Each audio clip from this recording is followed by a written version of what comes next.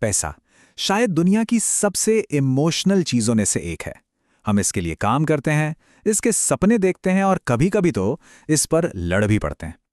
लेकिन आज हम बजटिंग या निवेश के बारे में बात नहीं करेंगे।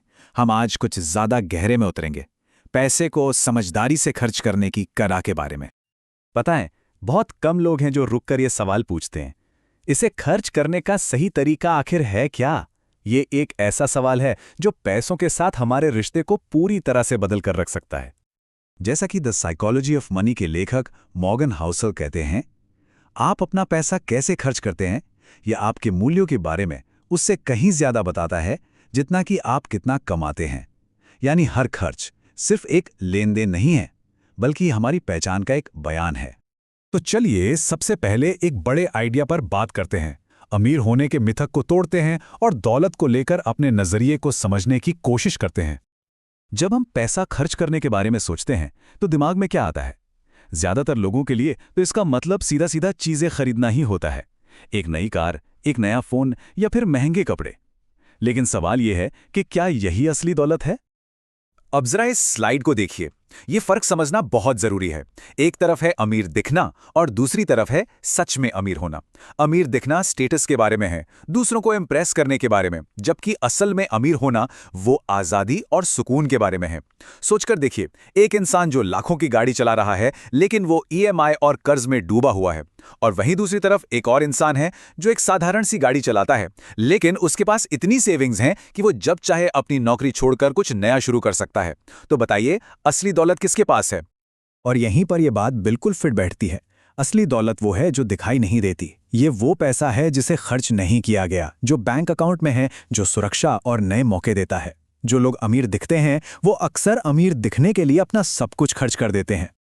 तो अगर महंगी चीजें असली दौलत नहीं हैं, तो फिर पैसे की असली ताकत क्या है? इसका सबसे बड़ा, सबसे रियल फायदा क्या है? चलिए अब इसे समझते हैं। यहां पर सबसे काम की बात यह है, समझदारी से पैसा खर्च करने का मतलब चीजें खरीदना नहीं, बल्कि अपने समय पर कंट्रोल खरीदना है।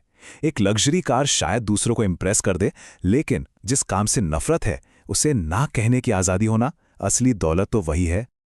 और इसे ही कहते हैं पैसे का सबसे बड़ा फायदा या हाईएस्ट डिविडेंड। सुबह उठकर ये कहने की ताकत कि आज मैं जो चाहूं वो कर सकता हूं, ये आज़ादी किसी भी महंगी से महंगी चीज से कहीं ज्यादा कीमती है। ठीक है, ये सब सुनने में तो अच्छा लगता है, पर सवाल ये है कि इस समझ को अपनी जिंदगी में लागू कैसे करें। तो चलिए एक ऐसे फ्रेमवर्क पर नजर डालते हैं जो हमारे खर्च को खुशी से जोड़ने में मदद कर सकता है। सोचिए कि हर एक रुपए की एक जॉब होती है। हमारा काम बस ये पहचानना है कि हमारा पैसा कौन सी जॉब कर रहा है। क्या वो हमारे लिए आराम खरीद रहा है, या स्टेटस, या फिर असली खुशी? ये चार्ट देखिए, ये इसे और भी आसान बना देता है। हमारा हर खर्च इन तीन में से किसी एक काम के लिए होता है: खुशी, आराम और स्टेटस। स्टेटस वाला खर्च शायद वो महंगी घड़ी जो सिर्फ ब्रांड दिखाने के लिए है। आराम वाला खर्च वो एक अच्छा एसी या घर पर खाना ऑर्डर करना हो सकता है।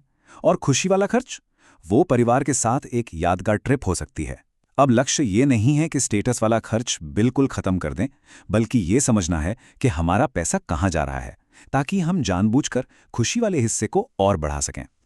और पता है, रिसर्च भी यही कहती है, खर्च से मिलने वाली असली और लंबे समय तक टिकने वाली खुशी इन तीन चीज़ों से ही आती है। चीज़ों के बजाय अनुभवों पर खर्च करना, उन लोगों के साथ समय बिताना जिनसे हम प्यार करते हैं, और अपने शेड्यूल पर कंट्रोल पाना।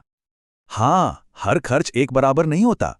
एक होता है बुरा खर्च जिसका असर तुरंत खत्म हो जाता है, और एक होता है अच्छा खर्च जो समय के साथ बढ़ता है।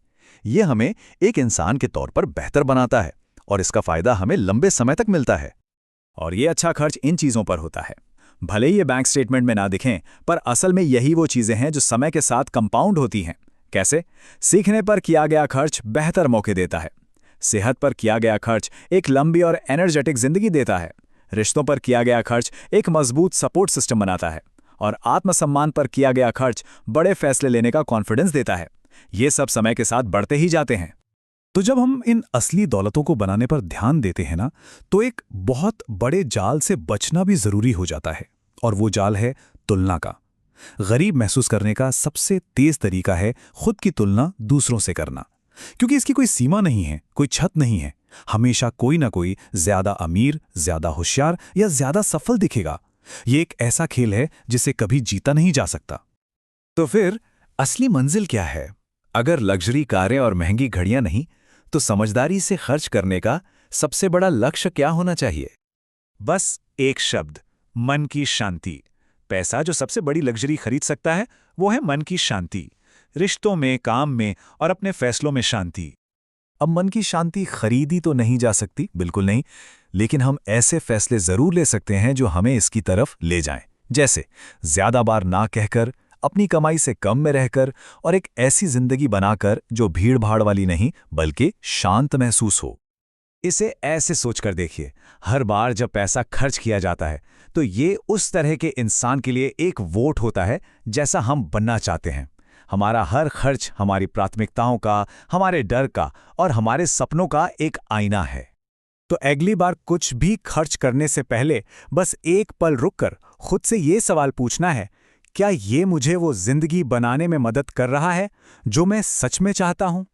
बस ये एक सवाल हमारे खर्च करने के तरीके को बदल सकता है। और आखिर में बात घूम फिरकर मॉर्गन हाउसल के इसी खूबसूरत विचार पर आ जाती है कि पैसा खर्च करने की कला ये जानना है कि जीवन में सबसे अच्छी चीजों की कीमत ज्यादा नहीं होती, लेकिन उनका मतलब सब कुछ होता है। तो बस समझदारी से खर्च कीजिए और आजादी से जिएं। यही है पैसा खर्च करने की असली कला।